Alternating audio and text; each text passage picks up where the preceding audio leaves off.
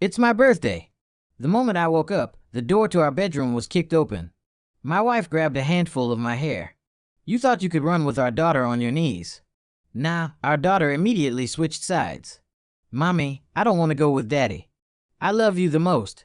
Here's how it all started. My wife, Jocelyn, is the CEO of a major corporation. I'm the stay-at-home husband who got famous on TikTok by posting clips of a day in the life with my rich wife. It was a good life until a man showed up at our door, telling me I was just a stand-in for the ghost of a past love. After 6 years of marriage, a new replacement showed up with a delivery of green fruit, limes, green plums, unripe mangoes.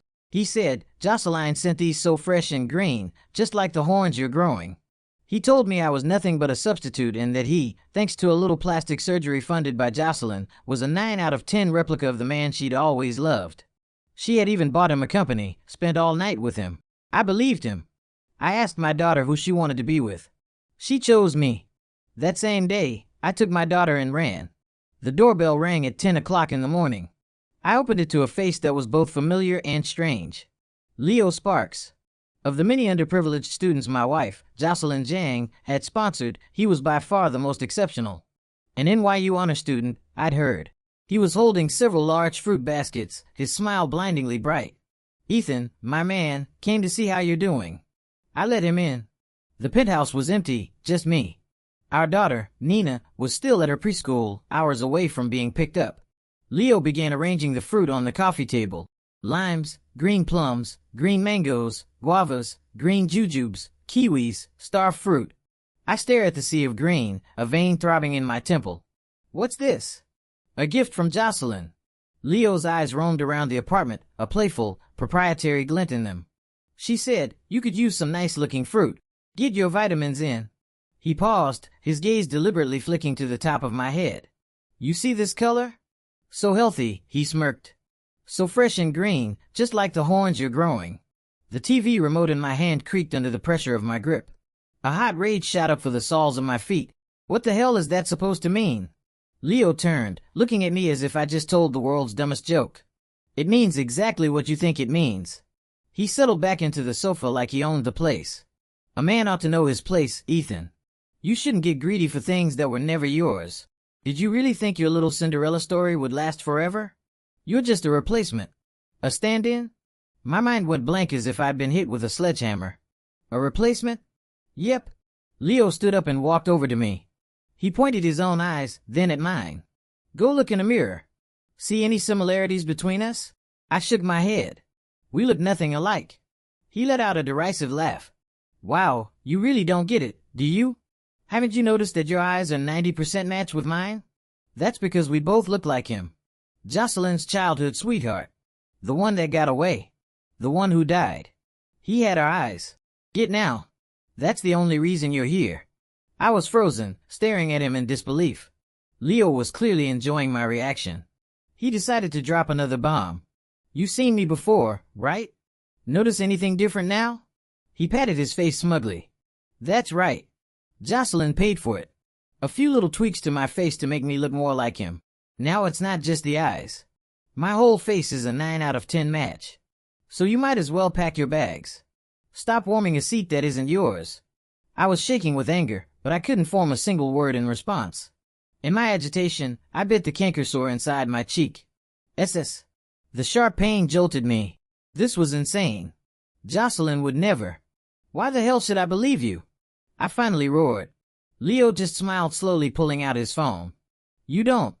Jocelyn didn't come home last night, did she? You know why?" He scrolled through his phone because she was with me all night. She bought me a new media company. We were christening the new office. He shoved the phone screen in my face. It was a selfie. Leo was in the foreground flashing a peace sign. A triumphant grin plastered across his face. In the background, sitting on a couch, was the unmistakable figure of my wife.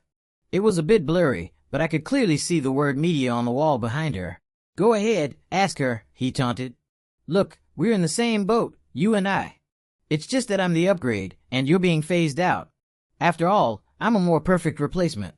He pocketed his phone, patted me on the shoulder, and headed for the door. "Hang in there, man. Plenty of fish in the sea, right?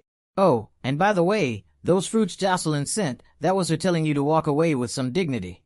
Leave on your own or you'll be wearing that green like a crown. Ping. A notification on my phone. A message from Leo. He sent me the same picture he'd just shown me. The one of him and Jocelyn. Beneath it was a caption. Good luck, buddy. I'm moving on up. I stared at the photo. Leo's peace sign and smug grin felt like two needles stabbing into my eyes. He was gone and the penthouse was silent again. I collapsed onto the couch. My head a chaotic mess. A substitute. Me. How could I be a substitute? My thoughts rippled outward back to years ago. My family wasn't rich, but we were comfortable. My parents were high school teachers, traditional and strict. Their biggest dream for me was to study hard, get a government job, become a teacher, and live a stable, predictable life. So when I got into a good college and got a girlfriend my freshman year, they cut off my allowance without a second thought. College was for studying. They said, no money, no girlfriend. She dumped me for survival, and for a shred of pride, I started working part-time as a bartender at a pub near campus. That's where I met Jocelyn. She was clearly having a bad night, sitting alone at the bar, downing drink after drink. Seeing she'd had enough, I offered a word of caution. She grabbed my wrist. Her inhibitions gone with the alcohol. Hey there, college boy, she said, her eyes sparkling with a mix of drunkenness and mischief. What do you go to school? Want to hang with me? I could take care of you. Be my sugar baby. She was audacious, her fingers tracing light circles on my palm. I was a sheltered kid. I never encountered anything like it. My face turned crimson. Luckily, her best friend, Jenna Ming, showed up just in time to drag her home. The next day, she called me. Her voice was soft and apologetic. She insisted on taking me to dinner to make up for it. I tried to refuse, but she was persistent, a completely different person from the night before. I went, my heart pounding. Over dinner, we discovered we went to the same university. I was a sophomore. She was a senior about to graduate. She didn't have to worry about her future like the rest of us. Her father's company was waiting for her. She could show up to class or work whenever she pleased. I remember thinking the gap between some people was wider than the gap between humans and dogs. After that, she became a regular fixture on campus, eating with me in the dining hall, strolling through the quad. We fell for each other naturally and easily. On her graduation day, she gave a speech as the valedictorian, confident and radiant. At the party that night, she held my hand and introduced me to all her friends. This is my boyfriend, Ethan Vance. He's super handsome and so good to me. She showered me with praise until I didn't know where to put my hands. Eventually, I graduated, too. She waved her hand, signed off on my internship, and had me work alongside her. I introduced her to my rigid parents. She introduced me to her family. Her parents were open-minded, saying that as long as their daughter was happy, they were happy. Everything was unbelievably perfect. We got our marriage license, and a year later, we had Nina. Our life together was sweet. I remember a trip we took to New Orleans at a fortune-teller stall in the French Quarter. She insisted we get a reading on our marriage. Afterward, she looked at me earnestly. Ethan, will we be together forever? Will we have our own kids? I laughed and tapped her nose. Of course, we'll be together forever. As for kids, if we can't afford it, you'll just have to support all of us. She immediately puffed out her chest. No problem. My family's rich. I'll support you. You just have to be my handsome trophy husband. I joked back, so I'll just be kept man. If you're ever not good to me or the baby, I'll have to take the kid and run. The sweeter the memory, the more bitter the reality. I snapped back to the present, feeling like a bucket of ice water had been dumped over my head. All those moments I thought were born from love now seemed like a meticulously crafted lie. All because my eyes resembled some dead guys. I picked up my phone, staring at that infuriating picture. My heart sank stone by stone. Leo was gone. The penthouse was terrifyingly quiet. I sat paralyzed on the couch, zooming in and out of that picture. Leo's triumphant smile. Jocelyn's blurry form behind him. The damning word media on the wall on autopilot. I opened my TikTok account. Ethan Vance's trophy husband life. 10M followers. My profile picture was a photo of me and Jocelyn, her head on my shoulder, smiling like a kid. My latest video posted 2 days ago showed me in the kitchen preparing a fancy wellness tonic for her. The caption read, "Wifey's working hard, so hubby's got to keep her healthy." Tens of thousands of comments flooded in. Ethan, out here making the rest of us look bad. Where can I find a husband like this? I'm not jealous. You're jealous. I would kill for this life. I stared at the smiling man on the screen and felt a wave of disgust. What a perfect husband. What a sweet life. I was nothing but a carefully orchestrated performance. A clown. A substitute hidden in plain sight. No, I couldn't just take Leo's word for it. I needed proof, something that would shatter my hope for good. I didn't dare call Jocelyn directly. I was afraid of the answer I didn't want to hear, and even more afraid she'd plate me with more lies. My thumb scrolled through my contacts, finally stopping on one name. Jenna Ming, Jocelyn's best friend since they were kids. If anyone knew Jocelyn's secrets, it was her. The phone rang a few times before she picked up. Ethan, well, this is a surprise. What made you think of little old me? Jenna's cheerful voice came through the speaker.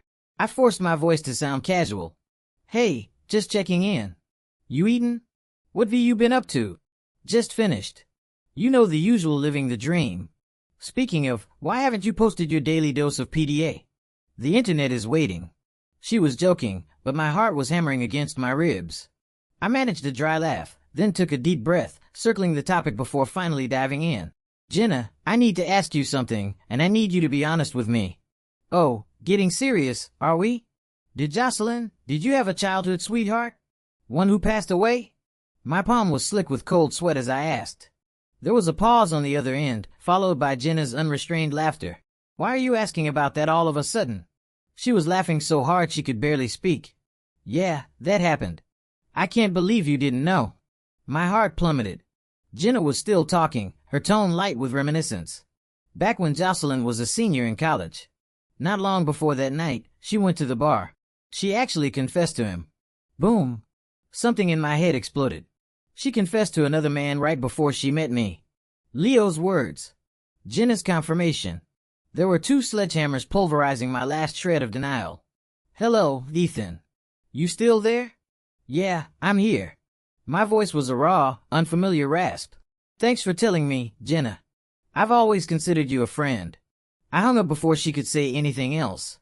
As I did, I thought I heard her mutter, weirdo. Yeah, weird. How could I, her husband, be the last to know something so important? It was laughable.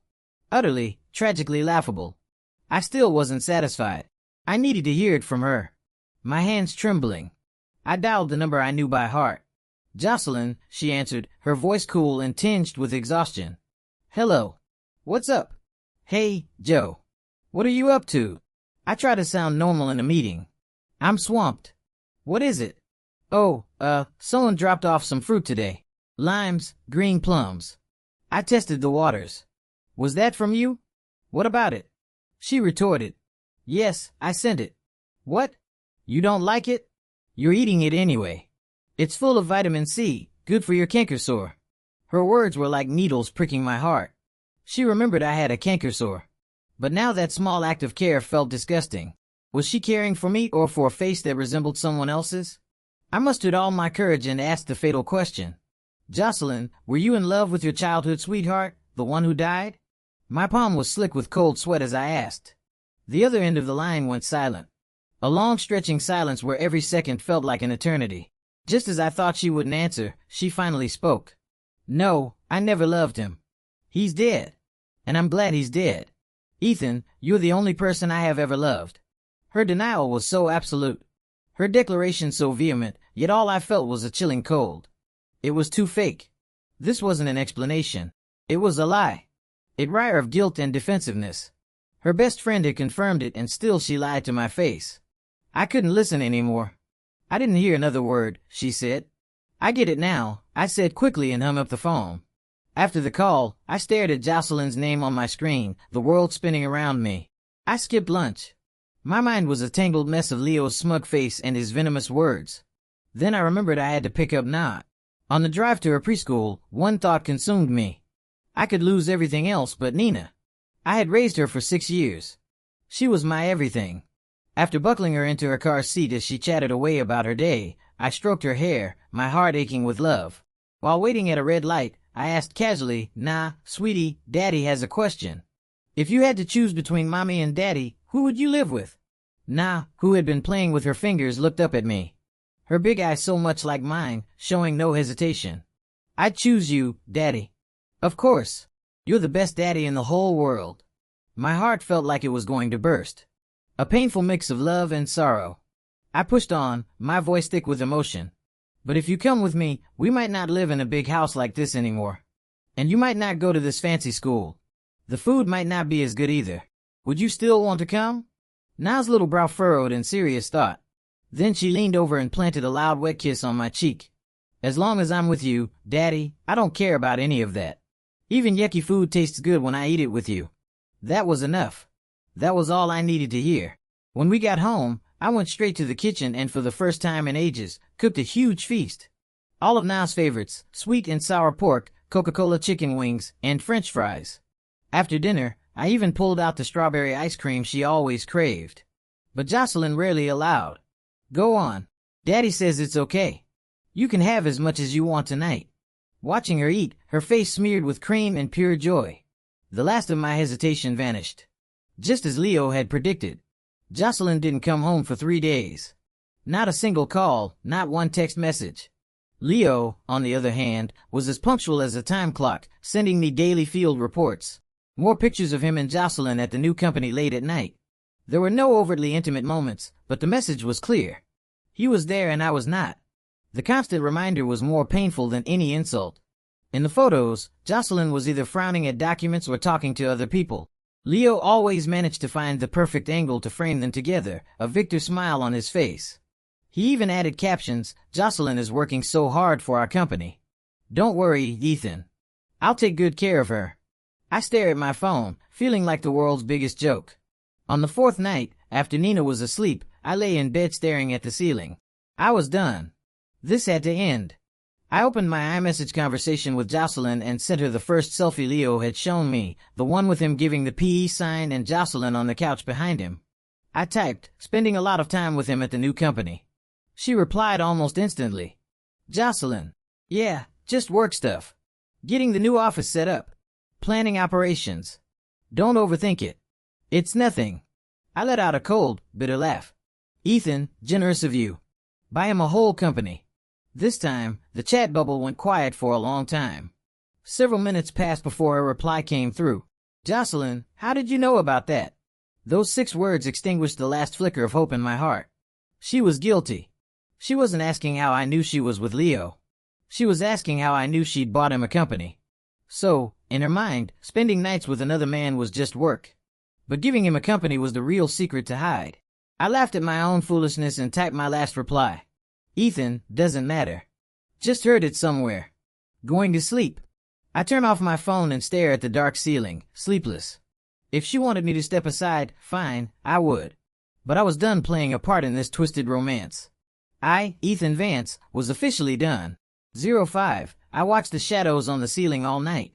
When the first ray of dawn sliced through the curtains, I sat up. I was done. Done with being a substitute. Done with being pushed aside. I'm out. I crept into Na's room. She was fast asleep. Her lips puckered like a little rose bed. I leaned down and whispered in her ear, "Na, wake up. Daddy's taking you somewhere amazing." She stirred, mumbling, "Daddy, it's still dark." I lowered my voice, making it sound like a grand conspiracy. "Do you want to go to a place where you don't have to go to school? Where you can ride horses every day and eat all the ice cream you want?" "No school." Na was instantly awake, her eyes wide. "Really, Daddy? No more school?" "I promise." I gave her a conspiratorial wink. "Who needs school anyway? You could be an influencer with me. We'll go to Asheville, take a month-long vacation, have the time of our lives. What do you say?" "Yes." A brilliant smile spread across her face, more excited than if it were Christmas morning. Mission accomplished. Like a pair of secret agents, we packed our bags with stealthy speed. I stuffed 2 large suitcases with our clothes, her favorite toys, and my vlogging gear. I didn't leave a thing behind. In the living room, I found a notepad, grabbed a pen, and scrolled 2 words in big, bold letters. I'm gone. I tossed the note onto the coffee table, right on top of the pile of green fruit. It felt damn good. So final. Before leaving, I pulled the SIM card I'd used for 6 years out of my phone, and with a satisfying snap, broke it in half. Goodbye, Jocelyn. Goodbye to this gilded cage that had held me for 6 years. On the way to the airport, Nina was buzzing with excitement, her face pressed against the window. "Daddy, do they have bears in Asheville?" "They do." "What about fireflies?" "Lots of them." "Wow. Can we catch them and keep them as pets? I smiled and stroked her hair. No, sweetie. They have their own homes to go to, just like me. It was time to find a home that belonged to just me and Nah. I booked 2 first-class tickets on the next flight to Asheville. It was the last time I would ever use Jocelyn's money. As the plane took off, the force pushed me back into my seat. I looked out the window at the shrinking city below. I felt no attachment, only an overwhelming sense of relief. It was like a vacation from my own life. A little over 2 hours later, we landed at Asheville Regional Airport. The air that greeted us was humid and fragrant with the smell of pine and damp earth. I took a deep breath, feeling like my lungs were being cleansed. I had pre-okayed a cabin at a rustic lodge deep in the mountains. The owners were a kind, middle-aged couple who greeted us with warm smiles, helping with our bags, and offering us a plate of freshly picked berries. Now was in heaven. She immediately started chasing their big golden retriever around the yard, her laughter echoing like wind chimes, watching her run free. Any lingering sadness I had about leaving my old life behind evaporated into the clear mountain air. The sky here was a piercing blue. The clouds a brilliant white. Standing in a yard with Nina, looking out at the rolling Blue Ridge Mountains. Everything that happened in New York felt like a distant, absurd dream. Daddy, Na said, tugging on my hand. Her little face turned up to mine. It's so pretty here. I love it. I knelt and pulled her into a hug. I'm glad you do. From now on, this is our new home. 06, my new life in the mountains felt like a dream I never wanted to wake from. Nah. And I went wild. We spent our days riding horses across open fields. Her small body bouncing in front of me, giggling uncontrollably as her laughter carried across the vast landscape. We fed grass to gentle cows and sheep. Na's tiny hand nervously offering blades of green to their soft muzzles. All the frustration and bitterness I had accumulated in that gilded cage in New York were washed away by the blue skies and fresh air. I thought this peace would last forever. But I had no idea that while Na and I were soaking up our newfound freedom, a storm was brewing thousands of miles away. And at the center of that storm was the wife I had left behind. It started 2 days after we left. Na's preschool teacher, Ms. Gable, noticed she had been absent for 2 consecutive days. This was highly unusual for Nina Jang, who was never late and never missed a day. First, she called my number. The line was dead. The number you have dialed is no longer in service. Ms. Gable, confused, double-checked the number and tried again. Same result. Finally, she had no choice but to call the emergency contact. When the call came through, Jocelyn was in the middle of a high-stakes board meeting. She glanced at the caller ID, Nina's preschool Ms. Gable, and frowned. She silenced the call. A moment later, it rang again. A flicker of annoyance crossed Jocelyn's face. Excusing herself from the boardroom, she stepped into the hall. Ms. Gable, is something wrong? Her tone was clipped, impatient. Ms. Jang, I'm so sorry to bother you at work. The teacher said it's just that Nina has been absent yesterday and today. I tried calling Mr. Vance, but his number is disconnected. I just wanted to make sure she wasn't sick. Jocelyn's frown deepened. Disconnected. She hung up and immediately dialed my number from her own contacts. The number you have dialed is no longer in service. The same automated voice sent a jolt of dread through her. She quickly opened iMessage to text me, only to be met with a stark red notification. This person is no longer sharing their location with you. Your message was not delivered. The color drained from Jocelyn's face. She forgot the meeting, forgot everything. She grabbed her car keys and bolted from the office, her heels clacking frantically on the marble floor. She sped home, a terrible premonition growing with every mile. The door to the penthouse was unlocked. She pushed it open to a scene of profound silence. Ethan, Nina. Her voice echoed in the empty space. She raced upstairs, first to Na's room. It was neat, but many of Na's most cherished toys and clothes were gone. Her heart sank. She stumbled into our master bedroom. In the walk-in closet, my side was empty. It wasn't just a few outfits. Most of my clothes were gone. And the 2 large suitcases we kept in storage had vanished. Gone. They were gone. The words slammed into Jocelyn's chest. She staggered backward, leaning against the doorframe, her mind a complete blank. She walked downstairs in a daze, her eyes scanning the living room. Finally, her gaze landed on the note I'd left on the coffee table. The note was sitting right on top of the pile of green fruit she had sent over. She walked towards it, her hand trembling as she picked up the piece of paper. On were the 2 words I had scrolled in angry, defiant letters. I'm gone. In that instant, all the worry, confusion, and fear coalesced in her chest and exploded into a volcano of pure rage. Her knuckles turned white as she crumpled the heartless note in her fist. Ethan Vance. A roar ripped from her throat, laced with a tremor she didn't recognize herself. You think your little influencer career has gone to your head? You dare pull a take the kid and run stunt on me? You better hide well. She's seated, every word squeezed from between clenched teeth. Because when I find you, I swear if I don't lock you up and make you kneel on a bed of Legos, my name isn't Jocelyn Jang. 07. My life in Asheville was so idyllic it felt like a movie. Deep down, I'm a creator. I couldn't just let a 10 million follower account go to waste. More importantly, I wanted to document this new chapter for me and Nina. So, I set on my camera. The lens captured the impossibly blue sky and the endless green fields. I filmed us riding horses. Nina perched in front of me, her small body bouncing with the rhythm of the horse, her hands flailing with joy as her laughter echoed across the landscape. I recorded us by the campfire in our lodge's yard getting ready for a cookout. I was clumsy with the fire, getting smoke in my eyes until they teared up while Now laughed so hard she doubled over. This was a world away from my old content. Before I was the rich wife's personal chef, a man whose entire world revolved around a kitchen and Jocelyn. Now the man on camera was Nina's father, a free man, a real person. I edited the footage together, setting it to a light, folksy acoustic track. The video opened with Na's joyful smiling face. It ended with the two of us sitting side by side on a grassy hill watching the sunset. By the time I finished, night had fallen. The grill was hot and the sound of sizzling skewers filled the air. I cracked open a beer for myself and poured Na a glass of milk. Hey, Na, I said, taking a long, satisfying sip. Tomorrow is Daddy's birthday. You going to give me a present? Na was halfway through a chicken skewer, her face a mess. She tilted her head, thinking hard. But I don't have any money. I teased her. No money, no present.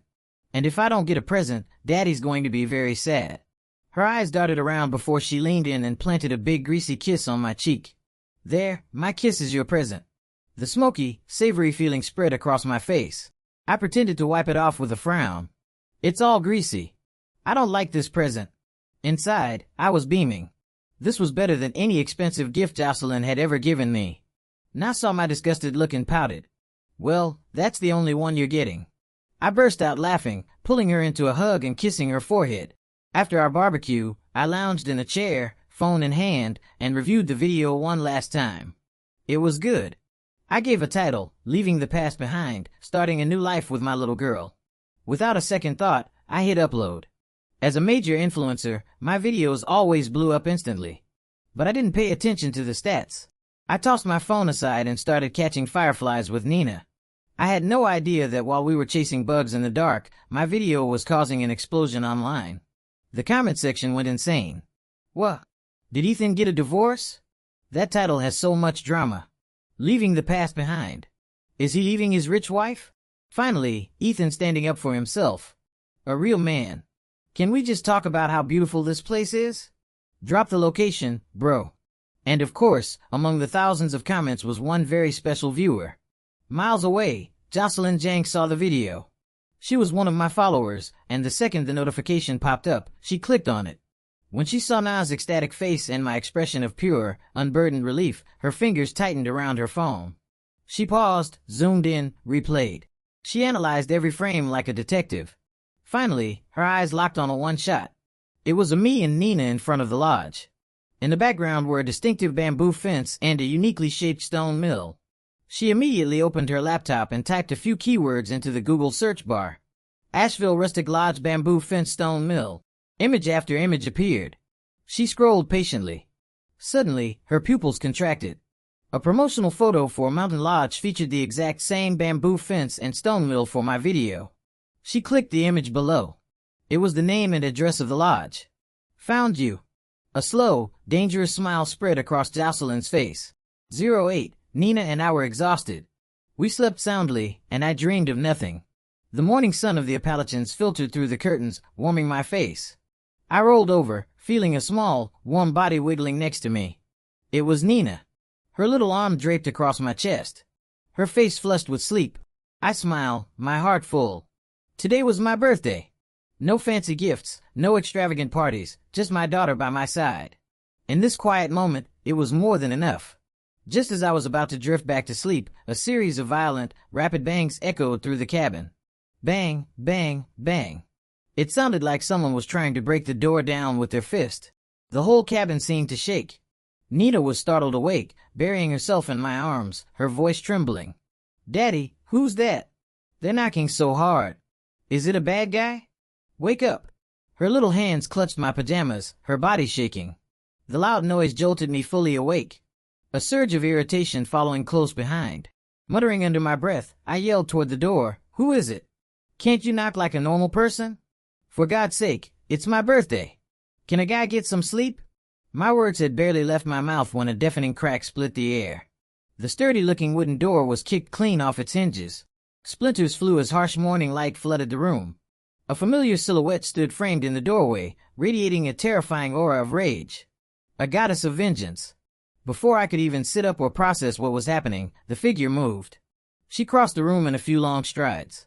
I felt a searing pain in my scalp as a powerful hand grabbed my hair, yanking me out of bed and onto my knees on the floor. A bone-deep chill spread through me as I finally saw her face. It was my wife, Jocelyn. Her beautiful face was pale and hard as ice. The eyes I had loved for so long were burning with a furious fire that looked ready to consume me whole. She loomed over me, her voice a low, commanding snarl. "On your knees." Faced with her absolute terrifying fury, my brain shut down. My body, however, knew exactly what to do. My knees buckled and I instinctively straightened my posture on the floor. Words tumbled out of my mouth before I could stop them. "Honey, I'm sorry. You're scaring Nina. Calm down. Just calm down." My own voice was trembling. "I'm scaring her." Jocelyn laughed. A sound colder than a winter frost. "You're the one who kidnapped our daughter, and you have the nerve to tell me I'm scaring her. If I hadn't come, I wouldn't have a daughter anymore." Her voice shot up sharp with rage. "I carried that child for 9 months. And you monster, you just stole her away." 09. Her voice was high and trembling with rage. "I carried that child for 9 months. And you monster, you just stole her away." "I didn't steal her," I mumbled, my voice weak and hoarse against her tirade. "Na said she wanted to come with me. She didn't want to be with you."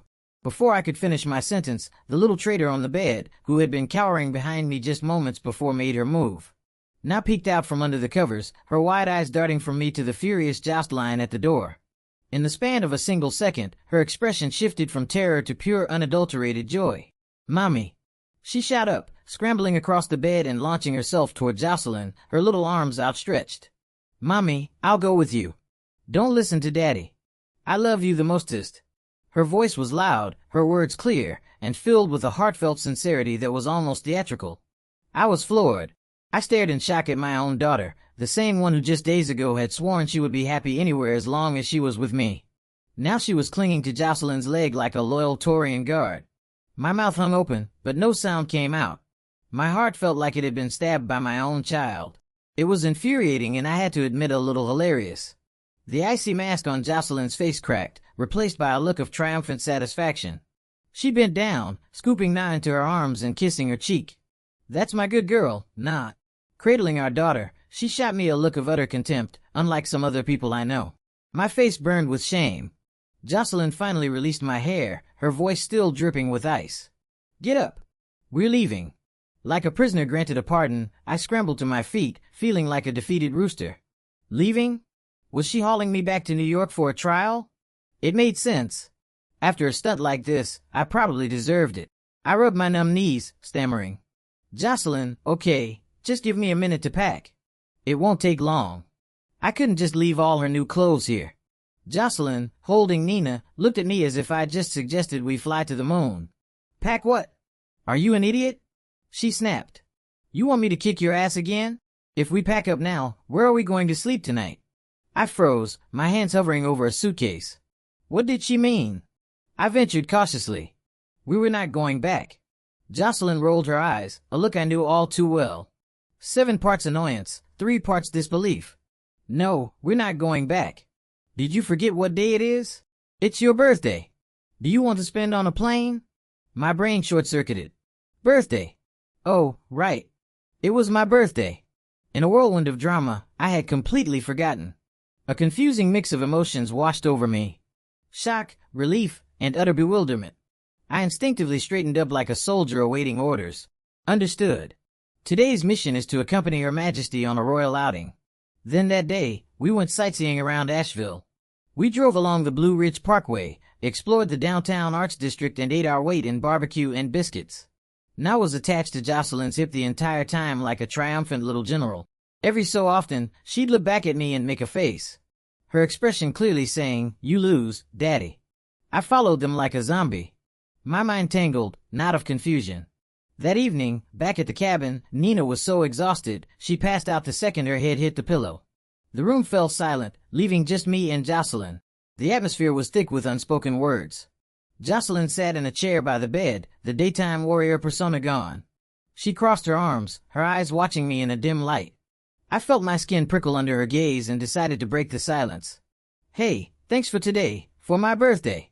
She ignored my thanks. "Ethan," she said out of nowhere, "do you feel like you've been horribly wronged?" My heart skipped a beat. "No," I said a little too quickly. "No," she let out a short, sarcastic laugh. "If you didn't feel wronged, then why did you run? You acted like a complete idiot.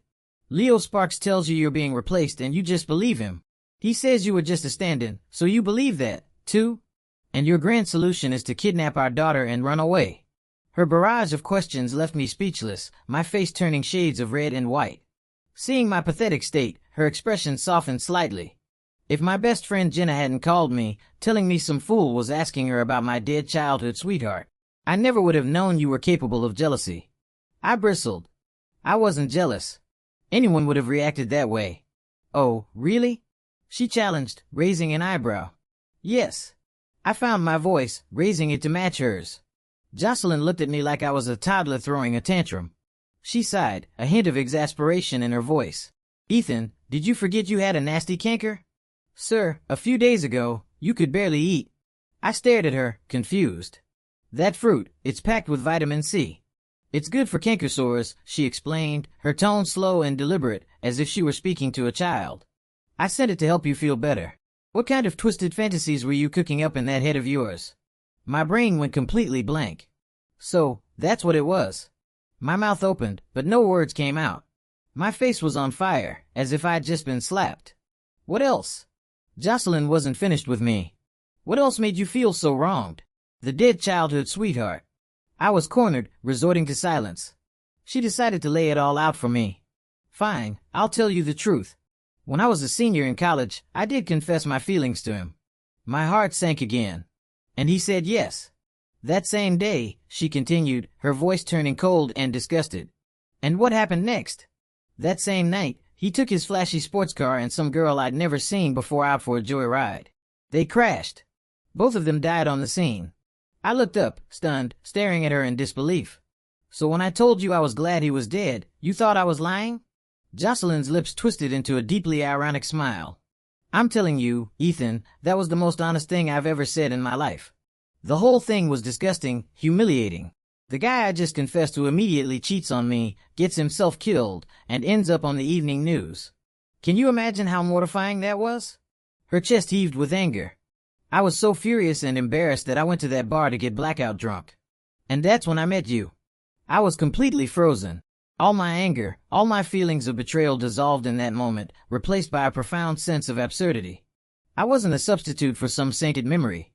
I was just the lucky guy she happened to meet right after a jerk spectacularly removed himself from her life.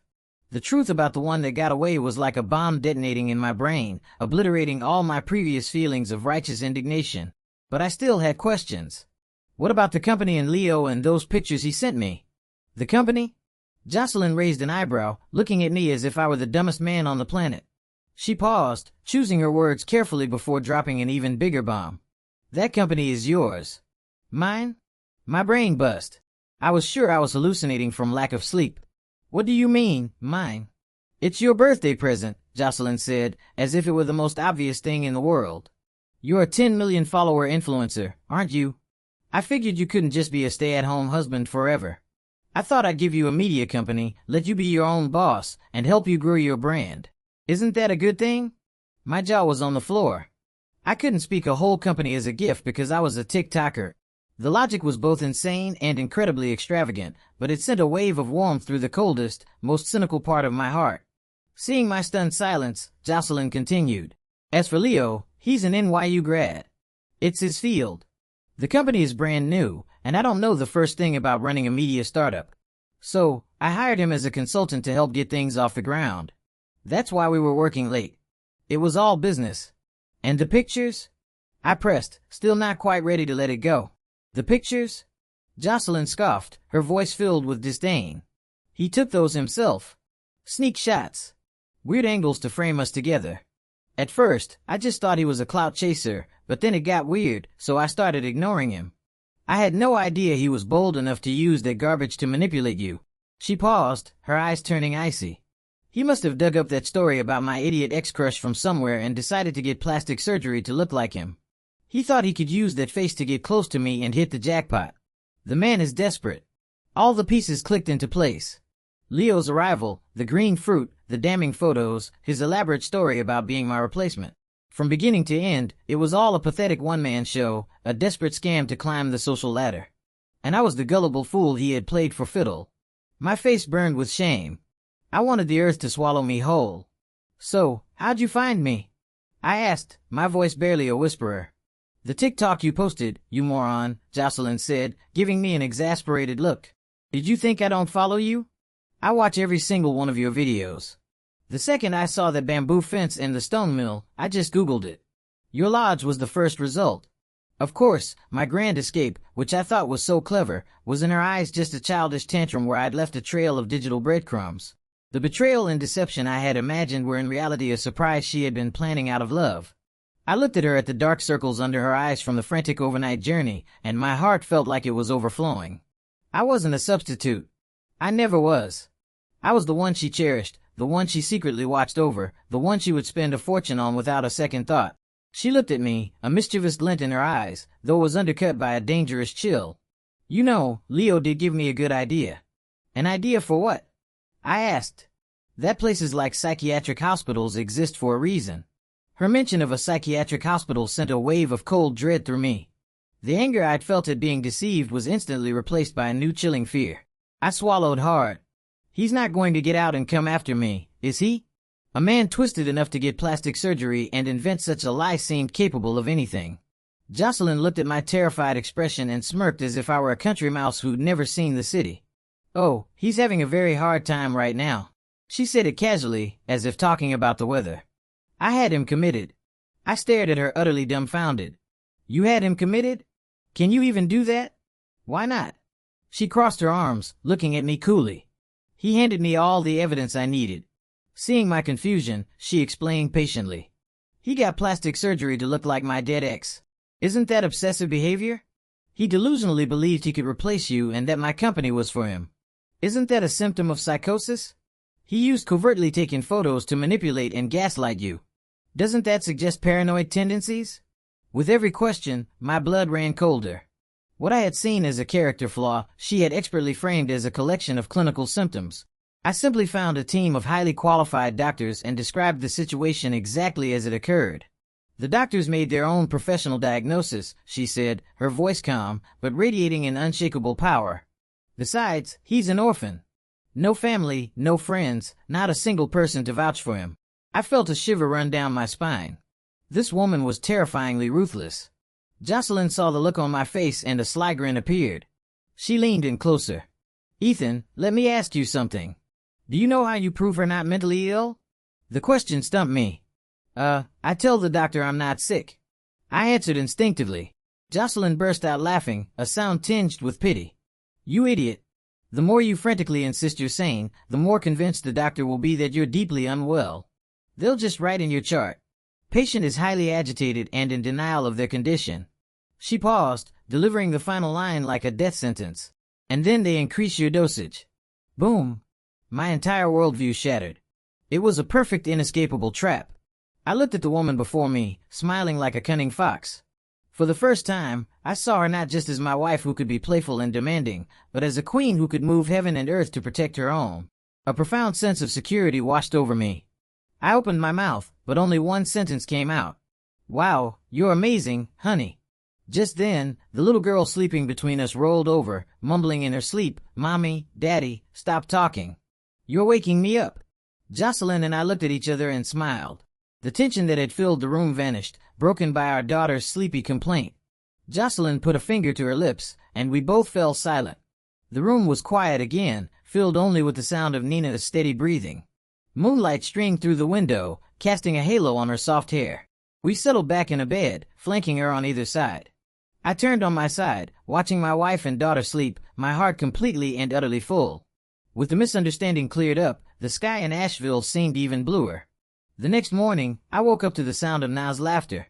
The little rascal was using me as a climbing gym while Jocelyn sat on the edge of the bed, watching us with a warmth I'd never seen before. My grand escape plan now seemed like a ridiculous childish tantrum. The rest of our vacation became the honeymoon we never had.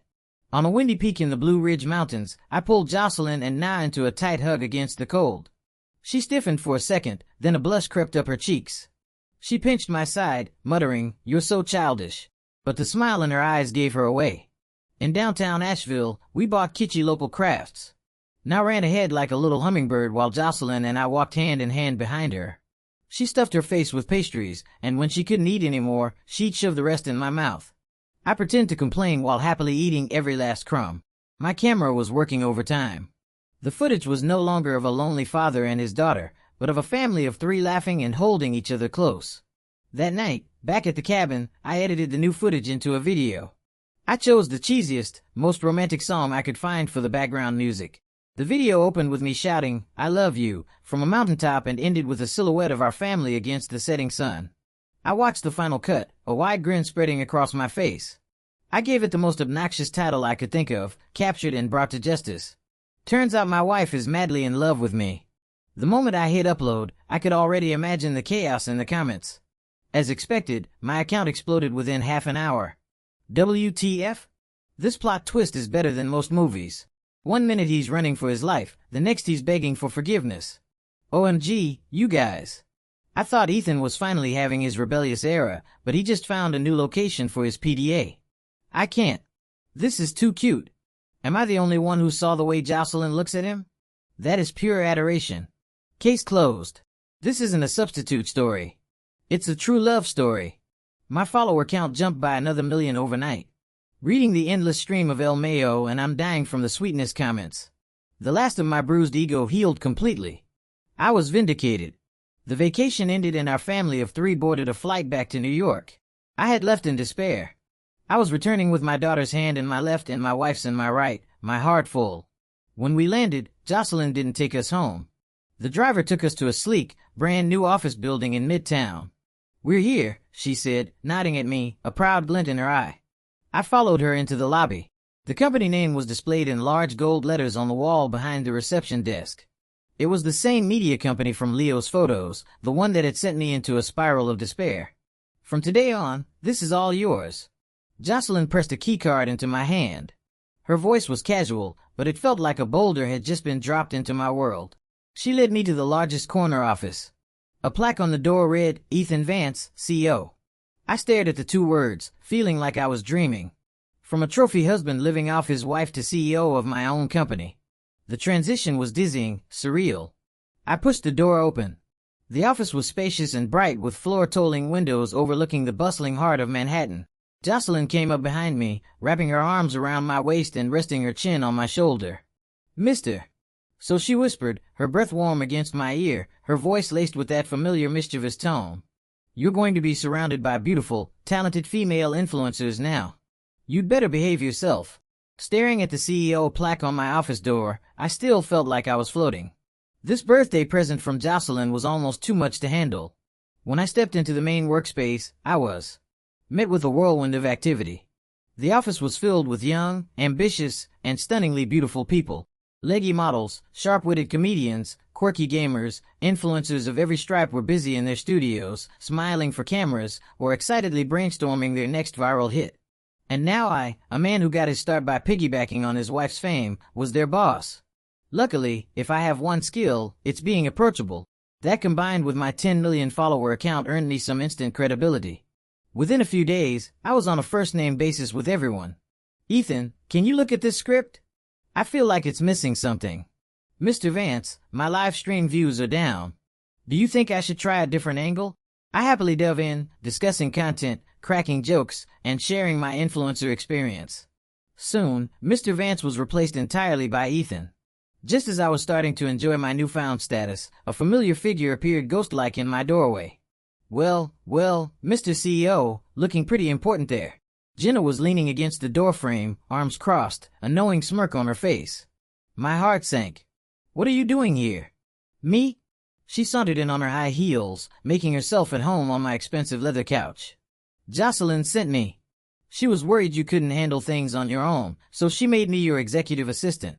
She paused, winked, and lowered her voice. Basically, I'm her spy. Get it? Oh, I got it. I got it all too well. My brief period of freedom was officially over. Jenna was a 24/7 high-definition surveillance system installed in my life. If I chatted with a new influencer for 2 minutes too long, a text for Jocelyn would pop up within 5. How's the new hire's performance? Does she really require so much one-on-one training from the CEO? During a meeting, if my gaze lingered for half a second too long on a streamer in a short skirt, I'd come home to find a keyboard placed ominously in the center of the living room floor. Honey, I'm so sorry. My mind just wandered for a second. I'd plead, expertly dropping to my knees. Jocelyn would stand over me holding Na and ask, oh, it wandered. Then what color was her skirt? I'd have no answer. Forced to bow my head in defeat. Na would clap her hands gleefully. Daddy's kneeling on the keyboard again. Go mommy. I wanted to cry. One evening as I was wrapping up my work, my office door flew open. Na charged in like a tiny cannonball and hugged my leg. Daddy. I laughed and scooped her up. Jocelyn followed behind her, carrying a cake box from my favorite bakery. She was wearing a sleek dress, her hair down, and her presence seemed to light up the entire room. Before I could say a word, Jenna appeared. A look of pure mischief on her face. Jocelyn, you're here. You need to get your husband in line, she announced loudly. A knot of dread formed in my stomach. Jenna continued her dramatic performance. Today he was checking out that new dancer he signed. The one with the long legs. He was staring. I saw it with my own 2 eyes. My scalp tingled. That's a lot. I shot back. I was not. Jocelyn's eyes narrowed. She set the cake down and slowly advanced on me. Is that so? The next thing I knew, her soft but unyielding fingers had found my ear and were twisting it expertly. Ow. Ow. Honey, it hurts. She's lying. I swear. I yelled, trying to dodge while still holding Nina. Jocelyn applied a little more pressure, though the corner of her mouth was twitching with a smile. It had better be a lie. She let go, giving me a mock-stern look. Come on, let's go home for dinner. Granted her reprieve. I clutched Na and scurried after Jocelyn like a loyal puppy. Behind us, Jenna was trying to stifle her laughter, giving me one last triumphant smirk. And so our little family left the office, our laughter echoing down the